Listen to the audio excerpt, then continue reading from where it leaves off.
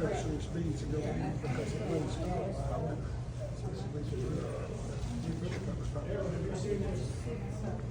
Did you? I'm gonna have to leave very early, so I won't be back in time. So I can get go have coffee or something.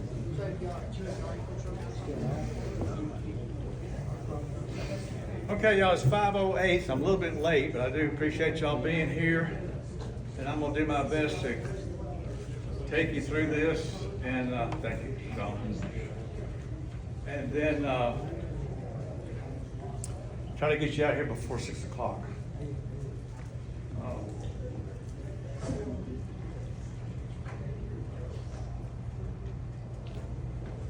The first thing I want to do is call your attention to a grant that we just wrapped up.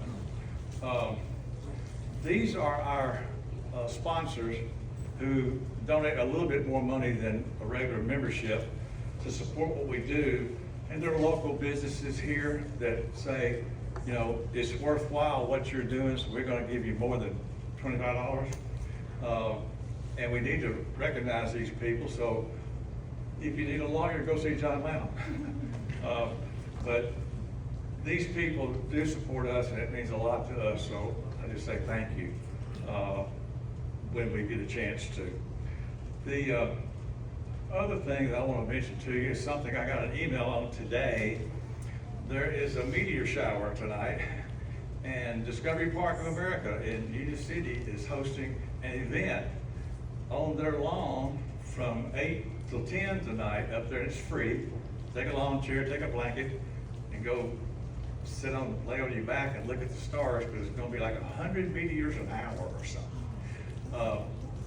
That's not history, but it sort of is, I guess, because that doesn't happen very often. So I just want to remind you about that. It says go to Let It Glow entrance, and then walk through the gates and enter, bring a blanket or a chair. Now, this is a picture inside the room where we have all our state gazettes archived. And part of the last grant that we just wrapped up was to protect these things. And so we had replaced all the lights in this floor, including this room, from fluorescents to LEDs.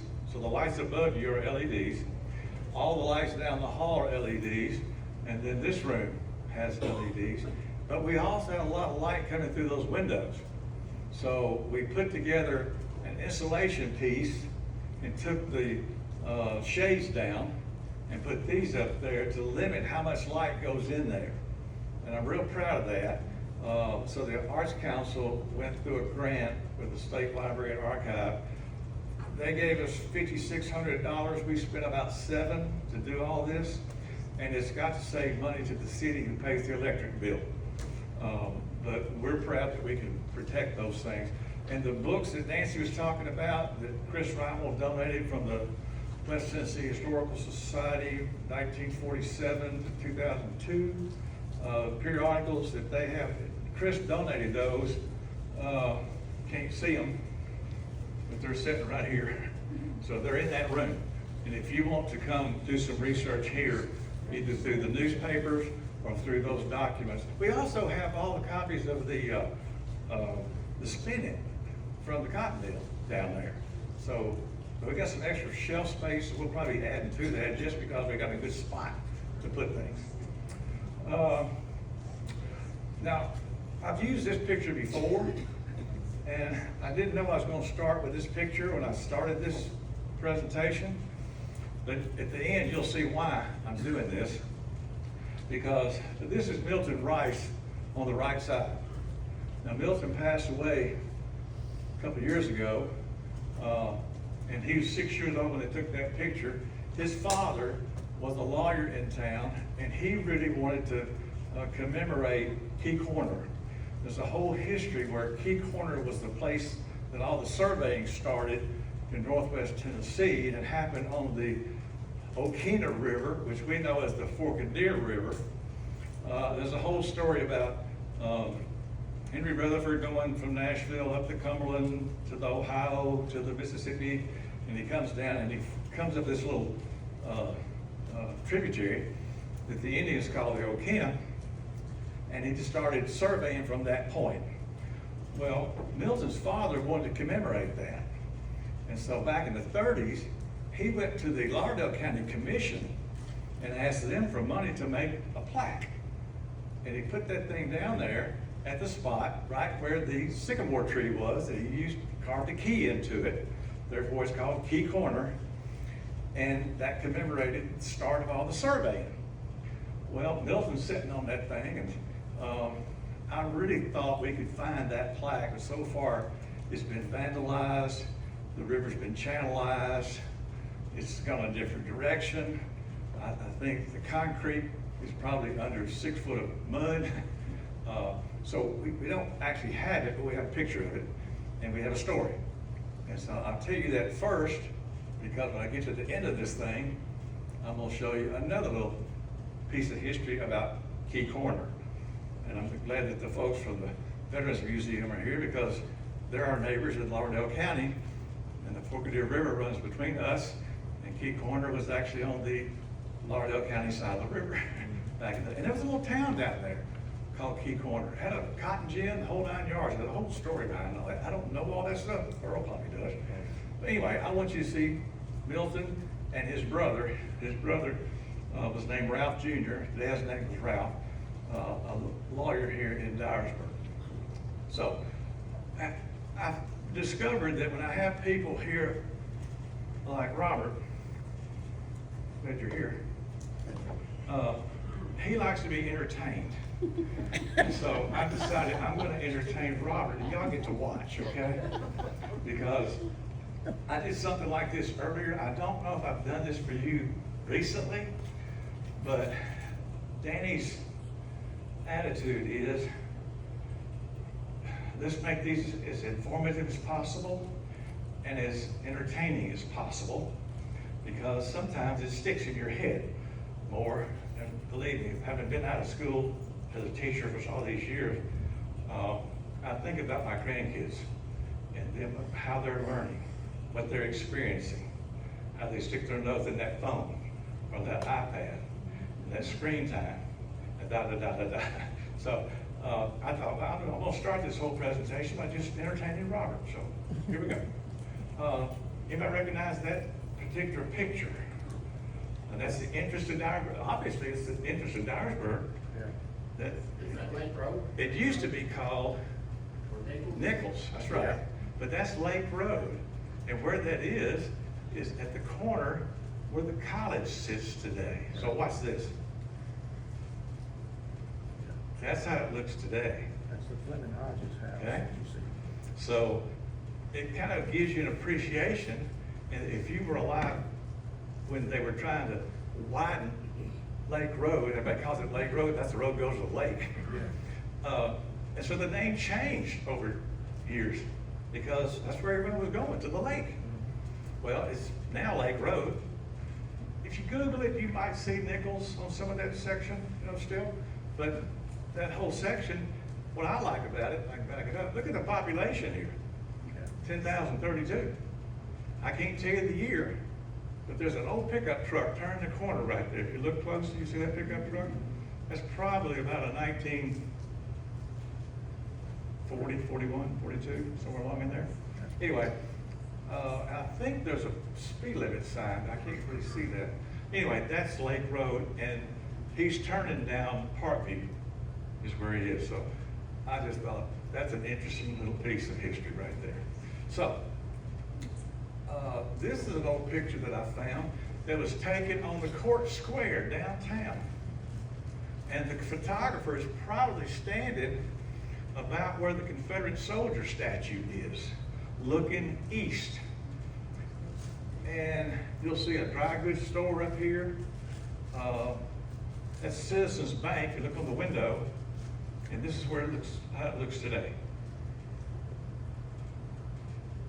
Pretty cool. But that building looks that good to be that old. I thought the next building was VA. It used to be. It was a theater. It was. Yeah. But not in that picture. Yeah, it came later. So he came, okay. Yeah. On the south side of the square, I remember Vanderbilt Hardware.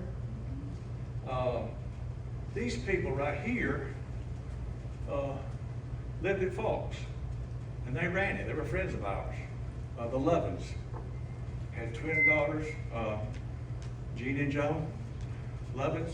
Anyway, I found that picture, and today, this particular building is not really historic, but it's old enough because it's still being used today as the mustard company store on the south side of the square.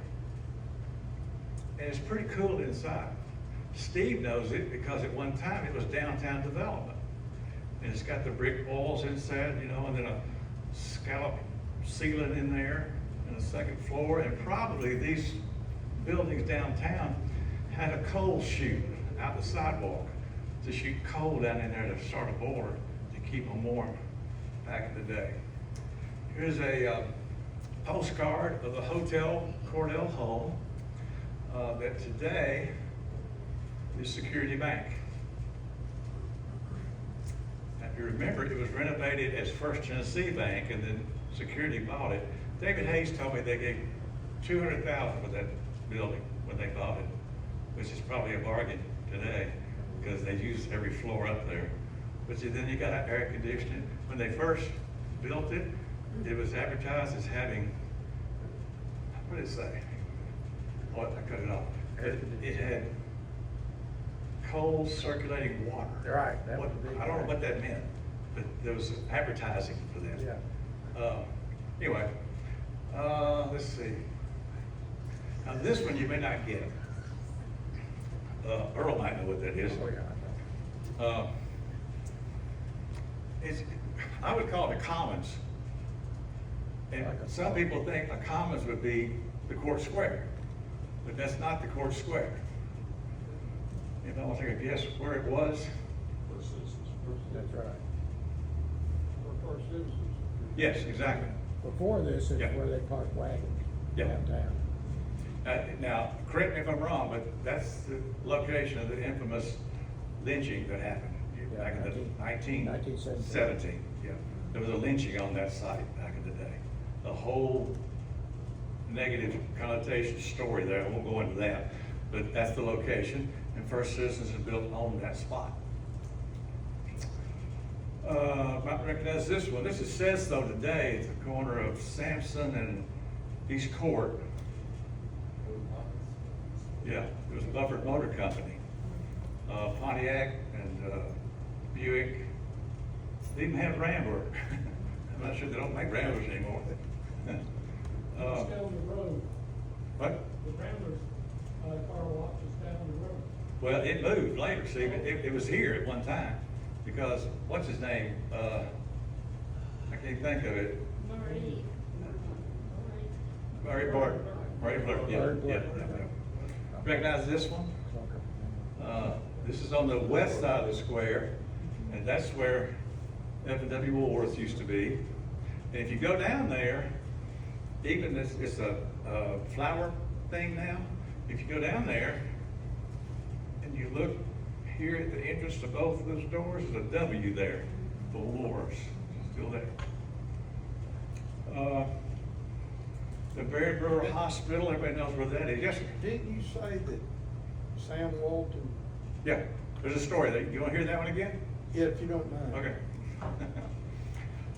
When I was principal at Finley, our adopter was Walmart. And so those employees would come help us with basketball games. They'd pop popcorn and do things like that.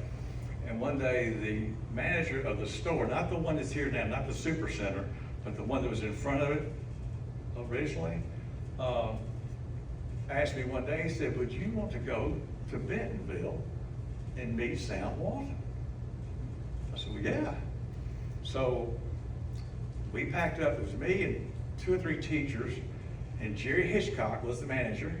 He picked some of his employees, and we drive to Bentonville, Arkansas, and you could not get there from here. I mean, it was like this. I mean, it's not like it is now. And I thought, we're never gonna get there. If we do, we're gonna be dead, or somebody, it'd be deliverance all over again or something. Anyway, we spent the night in a nice hotel, and then the next day, we drive out to see the corporate headquarters. I'm thinking glass, multi-story skyscraper, and it was one level, old factory is all it was. And it didn't look like a corporate office. But we went in, and you could see the little booths where the people who were buyers for Walmart would take the people who were selling stuff and get in there and hammer them down to get the lowest price. You seen those documentaries? You can see it happening. And we went into this auditorium. It was on a Saturday. And the auditorium would probably seat about 1,000 people. And there was about a third of the way full down front. And Sam was on the stage. And he was letting them have it. We got to put Kmart out of business. Their flyer comes out on Wednesday. Ours got to come out before that. And it's got to be lower prices. And he went on and on and on. And he was serious. Well, somebody else took the stage, and he came to the back. We're sitting in the back. And Jerry introduced us to Sam. We got to shake his hand. How you doing? And he said, Dyersburg, Dyersburg. He started, you can hear him, you can see his mind working. He took us down and put us on the stage and introduced us to these 400 or 500 people sitting down front. And he said, I remember when I started my business driving across the river in Memphis, and then I came up 51, and I would stop at all the little downtowns. He said, I stopped at Munford, I stopped at Covington, I stopped at Ripley, and he may have said he went through Halls, I don't remember. But he said, I went to Dyersburg, and there was a Woolworth store, a dime store on the west side of the square. He remembered that. And I thought, where's this story going? And he said, I went in there, and the manager of that store did something that I really liked. He had these aisles, you know, of products to sell, and at the end was another little shelf, so as you're walking and you go around the corner, you're still shopping. End cap, they call it today. And he told me himself, he said, I took that idea from that store in Dyersburg and put it in all my Walmart stores. So there's a connection to that building right there. And if you go down to the education room, first row on the right, Sam wrote me a letter. And it's framed, it's sitting in there. After I got back, I think that was 87, something like that, before he died. Of course, you know, he drove the old truck, you know, lived the original. You heard that story about Sam Walton being the richest man in the world or something, but he was really that down to earth and that business driven. Is that good enough? Okay. That's amazing. It really is. I think it is too. Okay, the Berry River Hospital. Hey, Danny. Oh, He was also friends with Isaac Smith back in the Jim Franklin days. is that right? Sam Walton was, I think he got Jim Franklin, so I think. Sam, I haven't told you. Okay, I did not know that. And he was talking to Sam about the prospect of doing something that turned out to be Walmart. They were pretty. Seemed like he started that when he came back from the military. I don't know exactly where he served, but that seems to be the story I remember. You see the old cars here in front of the Berry River Hospital. My brother was born in there. Some of y'all may have been born in there. I don't know. Huh? Were you? I was. And right after I was born, they sent Dr. Baird to war in World War II. Is that right? And I changed to a country doctor named Dr. Hall that was at Double Bridges. Really? Yeah, Okay. yeah, but I sure was glad that Dr. Baird got back. I had a picture of all the doctors from that hospital somewhere, but Oh, wow. I've lost it. I can't find Wow. it. But there was a whole slew of men that were part of that hospital back in the day before they built the new hospital. His son-in-law brings his children, his grandson-in-law brings his children, his students to the museum. Oh, cool. So I get to tell the baby born. That's good. Anyway, that's how it looked back in the day. I'm gonna guess that was the 20s or so. But I took that picture this morning. So you see it's an insurance company now. Now here's the current hospital. I think that was taken probably, I think it was opened in 57, I think. But I went out and took a picture. When that hospital opened, they didn't have nurses. Really? And they started an LPN class. Laura Baker was an RN, and she taught that class. And my mother was one of those first nurses. And they paid them $1 a day while they trained them, and they trained them on the floor. Really? They had about 6 weeks of class, and the rest of it was on the floor, training on the floor. Interesting. I've got a picture of all those nurses. Well, this is not really connected to this particular hospital, but you know Courage Funeral Home right up here?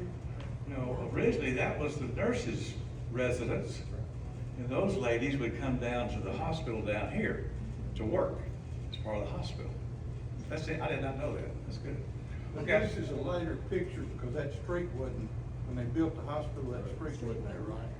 No, well, that's interesting, I'm glad you said that. This is Tickle, but the hospital is named Parkview because the next street down is Parkview. And if you go down there and look right in front of the hospital, I think I sent you this picture. That wide street going up there was designed to go right in the front of the hospital, kind of like up on a hill. And it's all changed because we use Tickle. We don't use Parkview to get to the hospital anymore. But I did take this one today. And you see how much it's changed, how much it's been added on to. It's changed hands several times. But you can see the original pieces back to back at the very top. If you'll look, whoops, let me back up. I can. Yeah, see up here at the top. If you look right in here, you see those pieces are still there. So, now this one is kind of close to my house. I showed it to my wife last night. She kept thinking, I seen that house somewhere. I don't know where it is. I'll tell you the location. I'm not sure you remember this one. But see that little concrete street sign right there? What that says is Sampson and Gordon. Okay, it's not listed. As a matter of fact, Wheeler didn't cut through right there like it does now. When this picture was taken, and look how all the flowers and all the landscaping and stuff, here's how it looks today. See? They own Dyersburg, Florist. Yeah, right across the road. Yes. But they live next door, didn't they? Yeah, next door to them. Yeah, I see. Okay, Yeah, I see. yeah. I see. But you also see that sometimes Dyersburg kind of changed their streets to kind of get them to line up a little better. And that's got a turn lane, you know, and they put that, see that big pole right there for traffic lights and stuff? Because there was a time you couldn't get one side of Dyersburg to the other without having to do this. So they, well, you, it's a little better.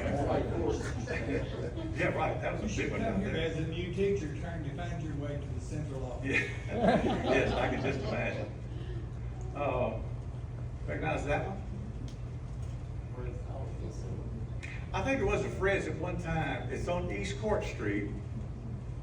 And At one time, didn't it belong to Mr. Flores, that helped with the cross out here from Dakota? I don't know about that. I don't know. I will tell you this though, it's a church today. It's called the Community. It's got a big sign that says Community. I have to take this picture before the sign went up. But what you didn't know was it used to be a service station. And you'll see the two doors on the left and right where they drive cars. And it was a Ford dealership for a while too. And it's right next door to what you remember as the Francis Theater. That's what it is. used to be in Paris, that's the guy that used to. Yeah, but that says Paris and white, it's Yeah. white side. Right. That's what it says. This is on the west side, West Court Street at Church. That's White and Associates right there. Joe's little sandwich shop is on the right, or it's closed now, somebody else is in there. But this is what it used to look like. It was open under there, and a taxi stand up under there. Yeah, I'm not sure if it was Cecil and Russell there, or they were somewhere downtown. It may have been. That was it. Yeah, it does say Cecil and Russell. See it across the top? It does. Yeah. But you see all the cabbies out there with their cars. Right across from the bus station. That's right. We're gonna see the bus station here in a minute. Yeah. Oh, there it is. Well, that's how it looks today. And I found this one back in the day. Did you all know that Fred Smith's father was connected to all these blue Greyhound stations around Memphis area? He was part of that back when they started building all those things. But Fred Smith just died. He's FedEx fame, but there was a connection to that. And I think, is that on the National Register? I don't know. I don't think it is, it should I be. don't know. But they've done a good job renovating it and to make it into a sandwich shop. There's another house going, look like it's going on the National Register in Newbern right now, the old Cole house that used to be the old, his name was the family was Cole. It's where? Going into Newbern, but I just got a letter. Oh, the one they redid? That big The big one? white house. Yeah, that'd be good. The Dodge has got it down. Okay. The Cole family was burned. Okay. I knew somebody spent a lot of money on it to recover it. Glad they did. I always liked this picture because back in the back was a garage for a bus over there. And I was a kid, because I also remember that above this door, it said whites, and above the other door, it said blacks. Yeah. And I remember that vividly as a kid. And behind there was an alley, and you stepped into the Victory Cafe during World War II, where all the soldiers went. Oh, really? Entertained there. Yeah. And it was still a cafe when I was younger, you'd still go in there. Okay, Joe Yates' place down there. Of course, he's got the whole building and a couple of buildings across the street. But with this picture, you see Western Auto was first, then General Appliance. And you could go behind Simmons' shoe shop to get to the rest of General Appliance down there, and they end up buying the whole thing and having their furniture. That's a 1958 Chevrolet, to give you an idea about the date that picture was taken. Took this picture from my vehicle sitting on Mill Avenue at McGoy, looking out the windshield at the Baptist Activity Building, And watch. because that's where the Watson home used to be. It was one of the first hospitals in town. And Earl's told the story about this is the building that a previous historical society got placed on the National Register, and it literally was on the National Register, and it got torn down. That's right. And it was the first historical society in Dyer County. That's why it was founded, to save that up. Yeah. I hate that, but it'd been a whole lot to try to recover that. Yes, sir.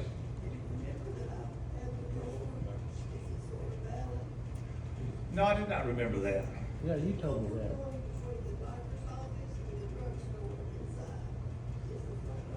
To that house? Good. Neat. Now, that was called the Dyersburg Sanitarium, but the whole story behind that, too.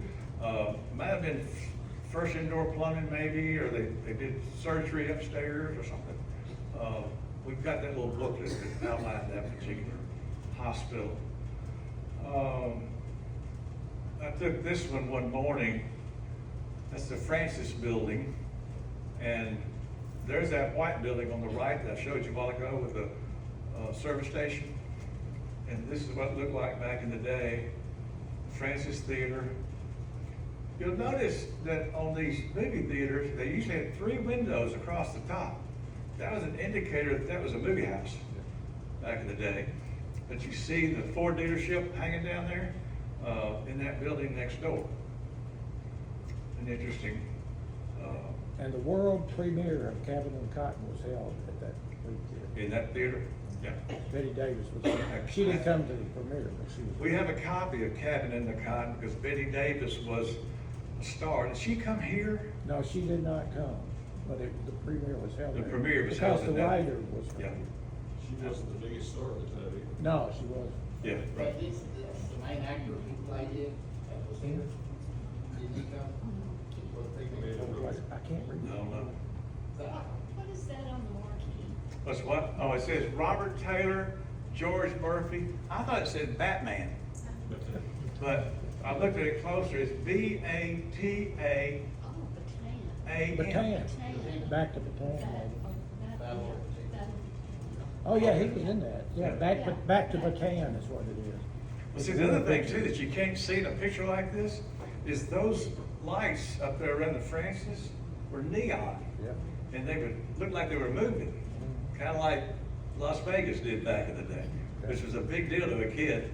In the fifties, we had Stars of Tomorrow there, it was a talent show. Yeah. And so between the first and second running of the feature, then you would have a talent show, Stars of Tomorrow. And whoever won got to go to Memphis to be on Channel 5.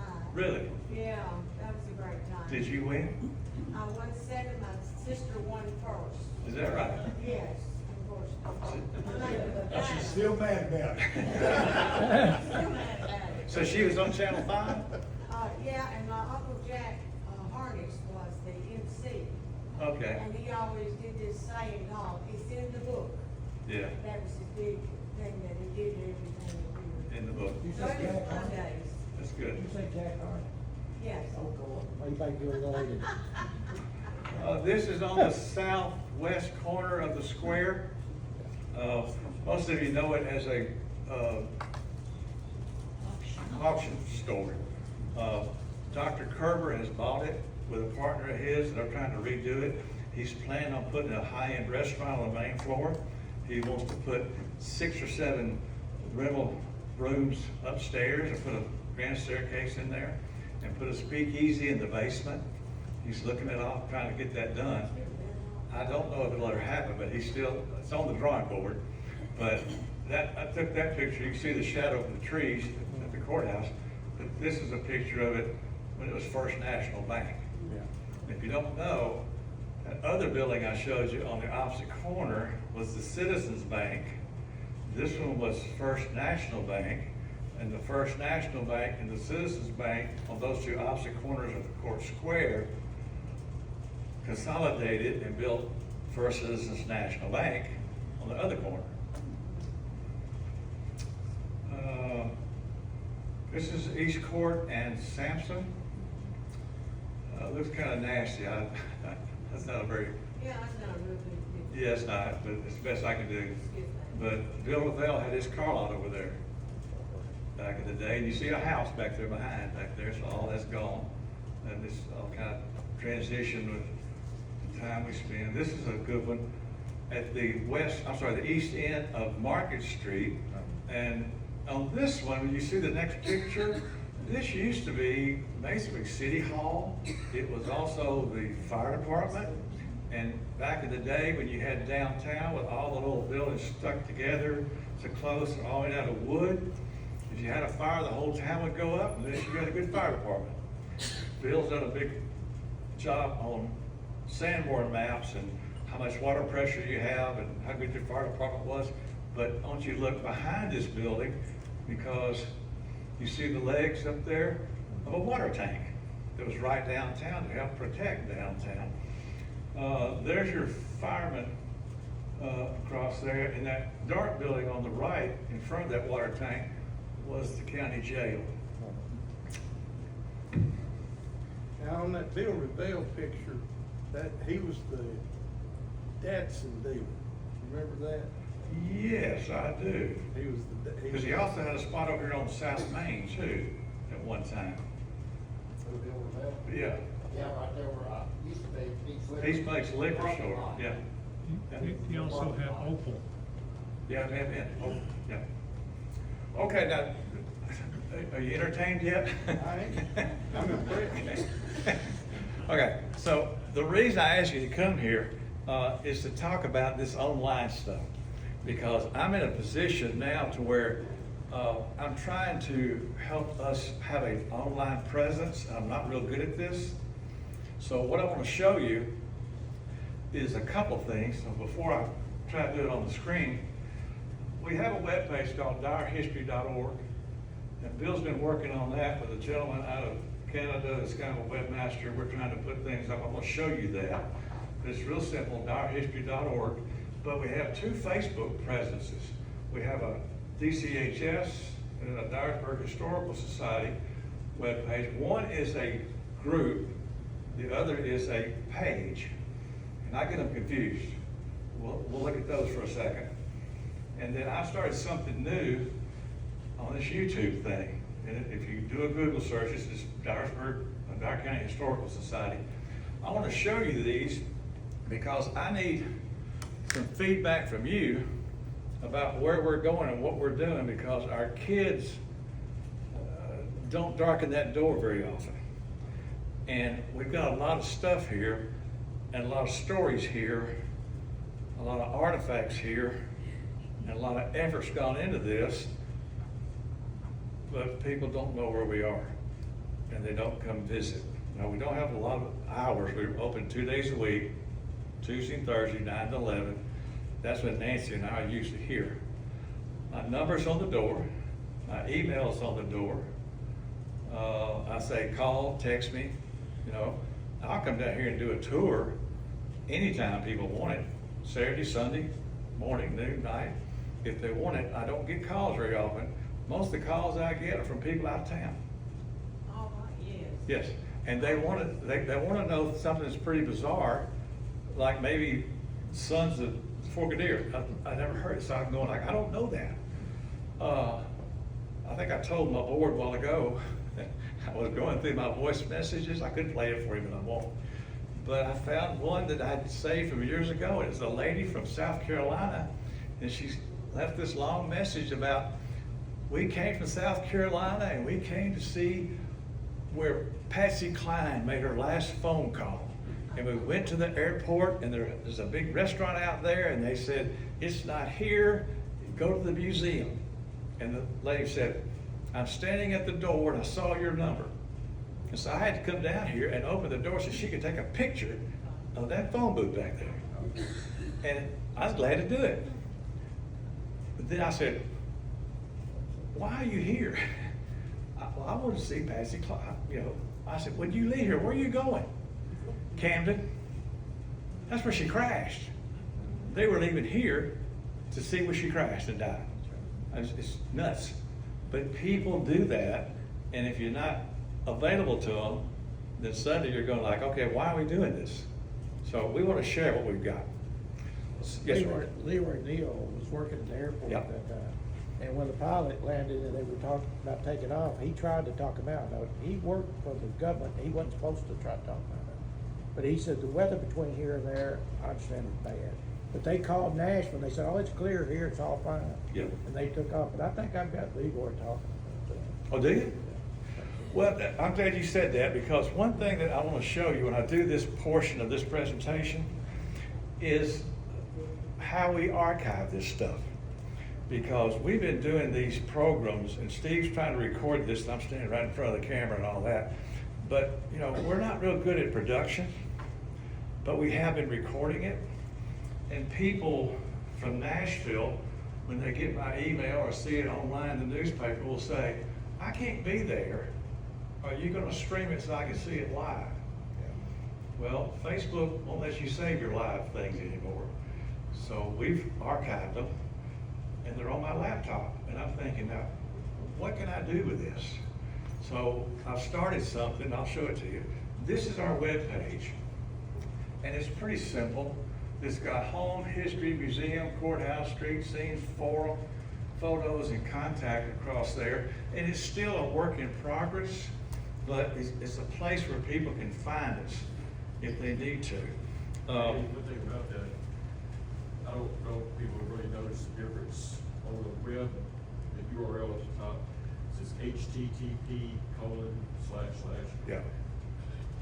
You may get a message that says it's not safe to go to it.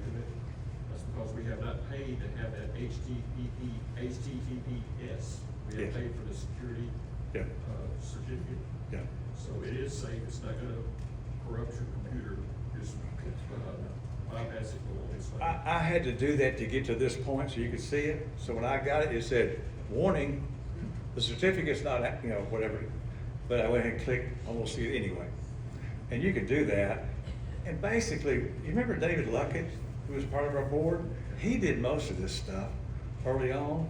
And so a lot of it is things David had. And so I want to show you a couple. There's a history of the county there. Earl, you may have written this, I don't know if you did or not. But then there's a button for the museum. And you see some of the things we've got here. Just to give you an idea of what we've got on our webpage, in the courthouse and images of that. Street scenes here.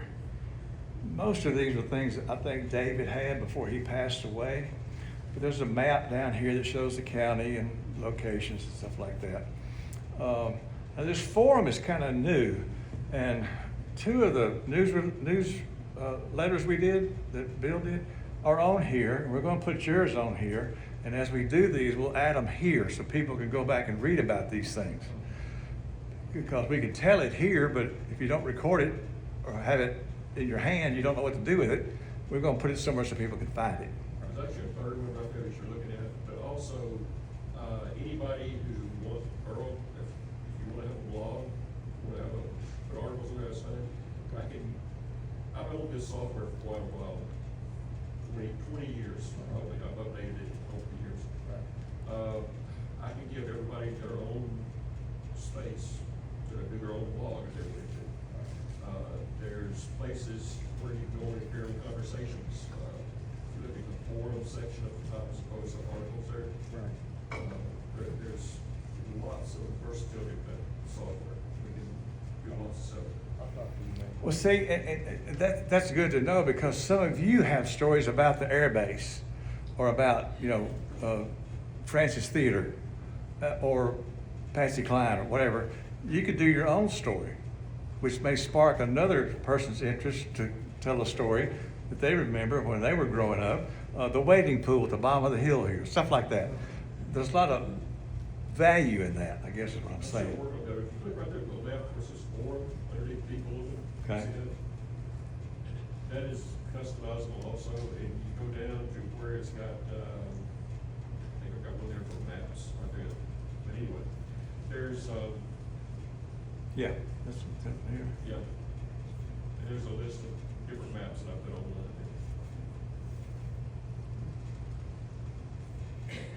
Yeah, 1939. You see what we got here? You follow that link, it'll take you straight to that map. Yeah. So we do have a presence, but you kind of have to go looking for it. Okay. So that's one way we have a presence. I'm gonna see if I can't. Well, Danny, you got all those audio files. Like That's the right. National Archives, they put them on their website. So That's you can right. listen to all their audio. Yeah. What he's talking about is we did a program with Humanities Tennessee years ago, when we interviewed a lot of Dyer County residents. A lot of them are dead and gone, but they're audio files. But we also have some video files. And so we got space to do that, and we got things collected that we need to get out for the public and have it, because I'm not gonna be here forever either.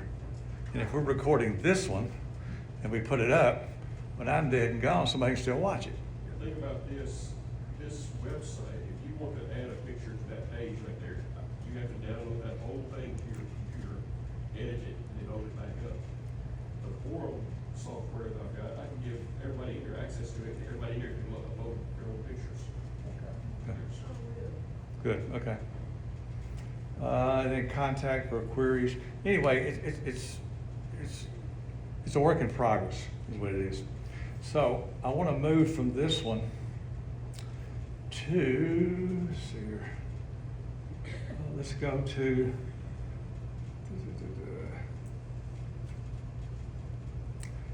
this is our Facebook. Help me here, Bill. Which one is this one? This 429 followers. That's our page. This is a Facebook page. That's an aerial photograph of Dyersburg. And can anybody post here? Or No. members? You can comment on things that I put on there, that's it. Okay. Well, there is a presence there too. And if you'll notice, we got a little flyer here about an event that's coming up at the library that you'll be hearing about in September on the Constitution that we're doing. So there'll be places like this. If you're interested in learning about the Constitution, it's going to be 4 consecutive Thursdays at the library starting September the 11th at 5:30. It's free. But anyway, there's things like that you can post. And it may be things that we'll post about what we're doing, what the genealogy group's doing, what the DAR is doing, what Maryland's doing at the archive and places like that, because there's a lot going on historically with the depot in New Bern, the Veterans Museum and Halls, and people want to know what's available out there. So that's our Facebook, one of those. Let me find you another one.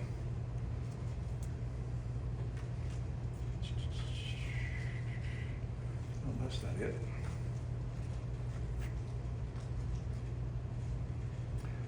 This is, I added that to actually add private group to the name, so you don't get so confused with it. So he said DCHS private group. yeah, this is a private group. Now, that picture right there is the south side of the square.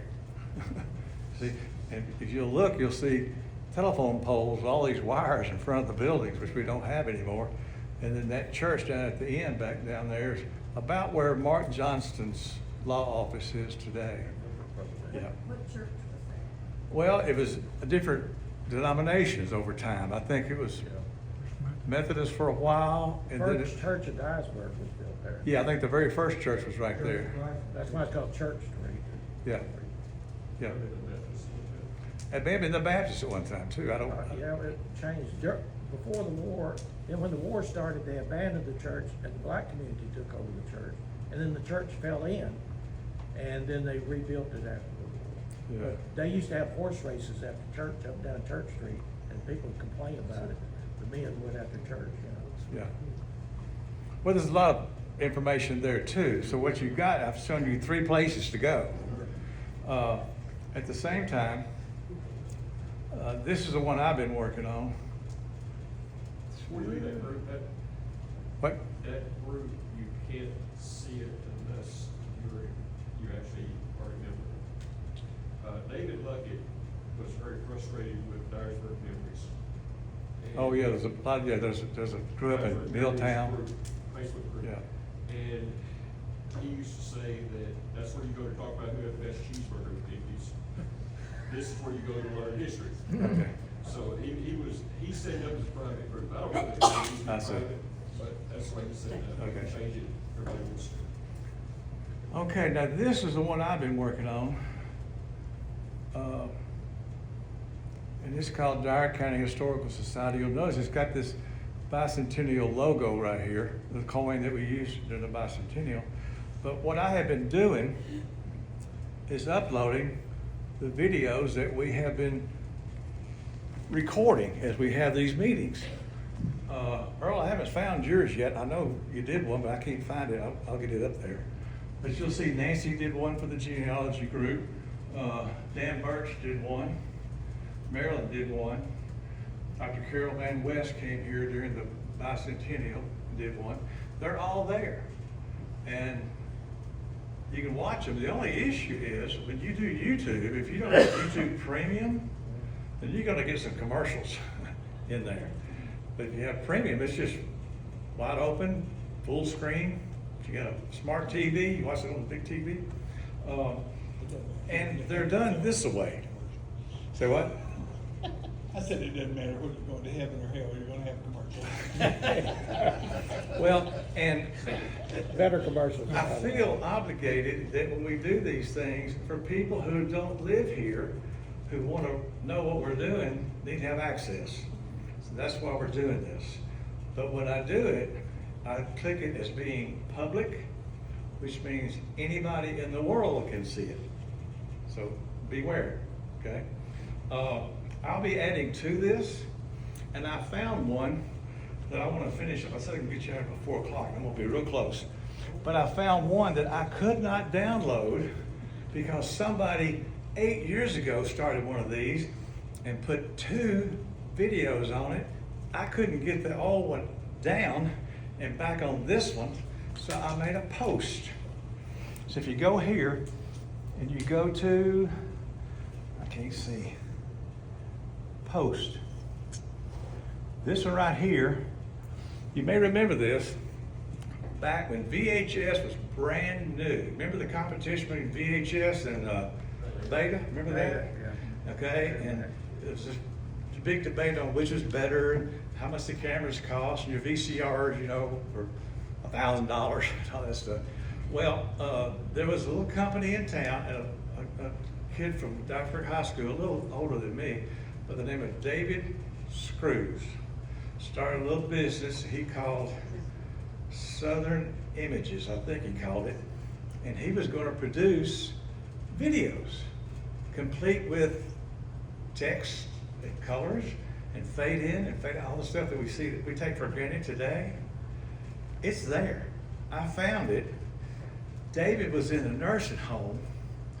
I found his wife working at Lowe's and went out there and said, I'm trying to find David so I can get permission to post this thing and save it. Well, she said, I'll sign it.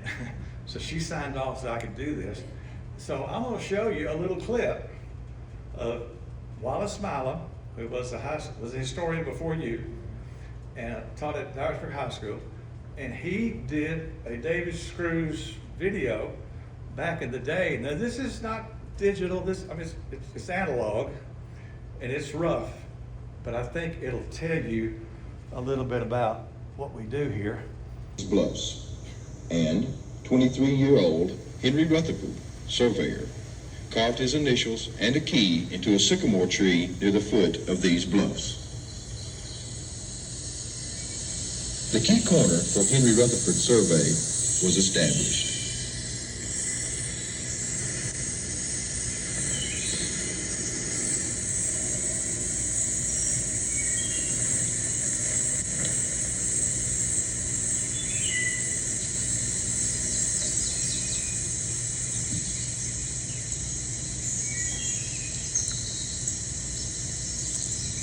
These hardy North Carolinians were men like Griffith Rutherford, John Rutherford, Oliver Crenshaw, Martin Armstrong, and Ben Smith. And they were here because North Carolina owed them for their services in the Revolutionary War.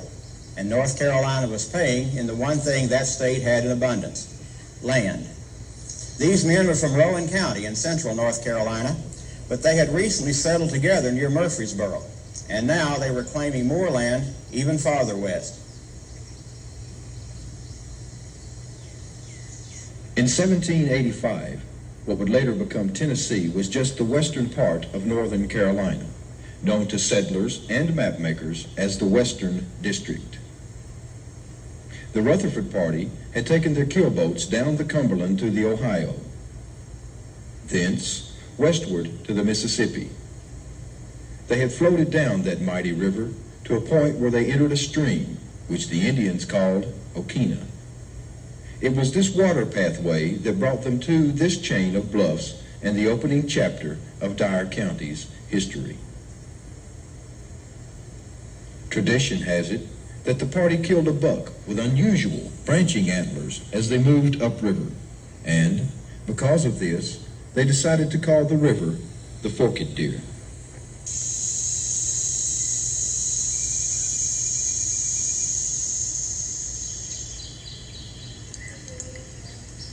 The Rutherford party completed its survey and returned east to await an opportunity to settle the land they had claimed.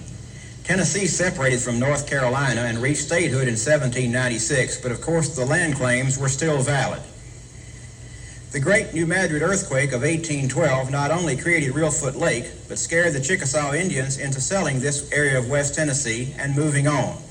Governors Isaac Shelby of Kentucky and Andrew Jackson of Tennessee paid the Chickasaws $20,000 a year for 15 years and slipped the Chickasaws chieftain, one Opossum Tubby, a $500 bonus, and the Indians then ceded all of northwest Tennessee to the white man. When the Rutherford claimants returned to Key Corner in 1820, the Indians were no longer a threat, and the, quote, lean sycamore tree with a gum pointer near the mouth of a spring branch was still standing. Rutherford pinpointed the spot, and the eager settlers wasted no time in restaking their claims, the first of a growing flood of people into this area.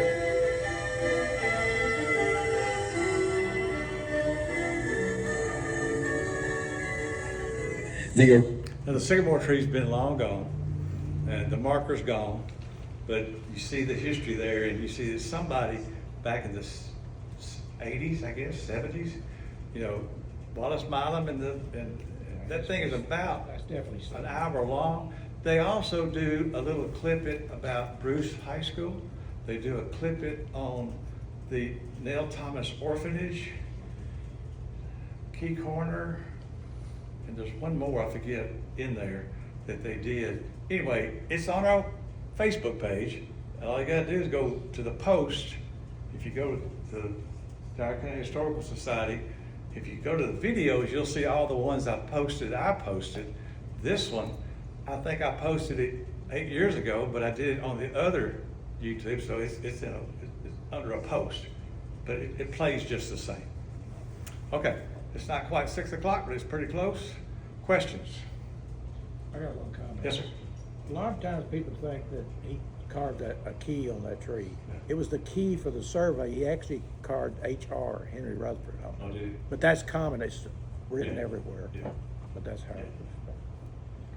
Yes, sir. Rebecca has an announcement Yes, sir. she's about to make. Starting September 4th, it'll be 4 Thursdays, History Beyond the Classroom, World War II Pacific, and it's starting at 7 o'clock.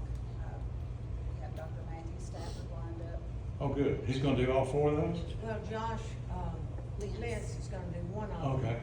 And then we'll. Is he the do guy one- from Dyer County High? Yeah. Yes. Yeah. He He's good. did 2 of us for Yeah, us Josh. the last time. And, I hope some of y'all will come. It's gonna be really good because of course it'll include the, atomic bombs and all of that. And we did the other one in the spring on the Atlantic and the European section. And now this will be in the Japanese and the, Asian section. Yeah, Dr. Stafford's already said he has to leave this one and go straight. Yeah, I know. We had him scheduled and he forgot. Yeah. And I said that, I thought a doctor knew where he was going all the time, but he forgot. But anyway, he's really, as y'all know, he's really good, so. Good. What's the name of the program? Beyond the Classroom. And it's an effort to get even high school students to come to learn more than is presented in the 2 weeks they do it in the history books now. And it's just appalling. And of course, we get a lot of high school students at the museum. But you can't do much in an hour and a half, Yeah. Sure. And this way we can do more. What are the dates? Same as our Same. Constitution. Every Thursday, just go right after lunch. Do you have something like Leave the library and hit the on house. Facebook? Pardon? You have like, something like that posted on Facebook? Yes, we have it, and we're starting our advertisement this weekend, well, this next week. And it'll be in the State Gazette, I don't know what time you'll get it, but, also on the radio and everything like that. But, we're going to do those every spring and every fall. We don't do anything in the summer, because nobody, they're on lake or something in the summer. But, every spring and every fall, we're going to do a series on something. It may be even Vietnam next, I don't know. That's time well spent. If you find time to get down there, you need to go. Questions, comments? All right. Hope to see you next month. We'll give you another shot at this. Thank you very much.